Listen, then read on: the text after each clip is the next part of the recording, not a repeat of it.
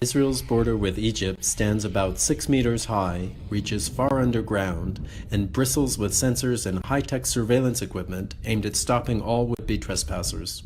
Israel, which is surrounded by what it sees as hostile neighbors, has become an expert in border security, or put more simply, building walls and fences.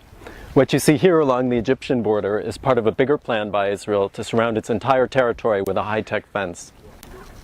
Israel began working on this fence a few years ago, ostensibly for security reasons, but also to stop African migrants and refugees from entering the country illegally.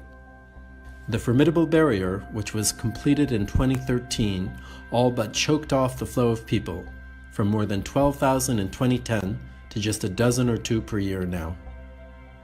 Shahar Nachmani, an Israeli soldier who works at the border, tells me the fence is so high that would-be crossers need the help of another person to get over it, and typically a ladder too. Touching the fence activates an alarm. While the wall that Israel is best known for is its controversial West Bank security barrier, which was built to stop suicide bombings, the country is now building high-tech fences and walls around all of its external international borders too. The aim of the project is to keep out what Benjamin Netanyahu, the country's right-wing leader, calls the beasts in the neighborhood, a reference to the Islamist and jihadi groups active in the Middle East. Israel has become such an expert in border technology that it is now an export product that the country is selling to customers in North and South America, Europe, and Asia too. Elbit, Israel's biggest listed defense group, has built what it calls an electronic wall at the Arizona-Mexican border for the U.S. Department of Homeland Security. Donald Trump, the populist U.S. presidential candidate, has famously spoken of building a wall at the Mexican border, citing Israel as a testament to the effectiveness of such barriers. But there is some evidence to the contrary.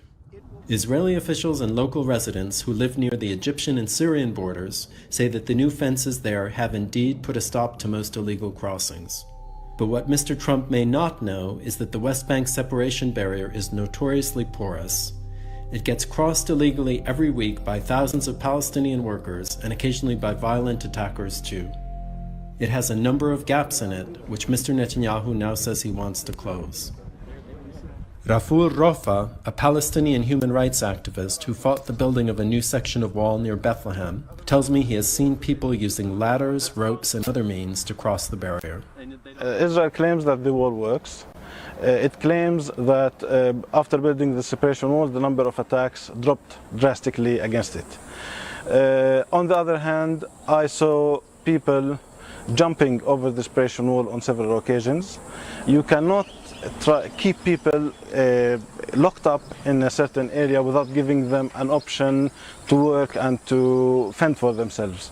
Israel Ziv, an Israeli security consultant, helped to build the West Bank barrier when he was in the military. He concedes that while walls can be effective tools for maintaining security, they are less good at stopping economic migrants dead set on crossing into a country. When we talk about the motivation of Palestinians, to come and get employment in Israel, they will dare to cross and they will invent new methods to cross. Of course, that the fence is useful, but not against all cases. And when there is a very strong need to come to find a job in Israel, I think that there are many that find those holes in the fence and succeed to go across. Mr. Ziv also says that a physical wall is just one part of a broader border security strategy that should also incorporate other tools and policies, including good neighborly relations. Even Elbit, who are building the border system in Arizona, say that physical walls and fences, including the most high-tech ones, have their limitations, and non-physical detection systems offer a more reliable solution. We believe that the electronic solution has far more advantages than any physical. It does detect early, long range. The information is gathered from multi-sensors. Israel sees itself as a major high-tech power and a microcosm of a tougher world made more insecure recently by terrorism, the unchecked flow of migrants, and war.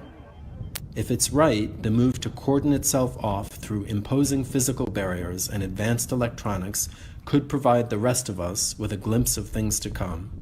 John Reed, Financial Times, at the Israeli-Egyptian border.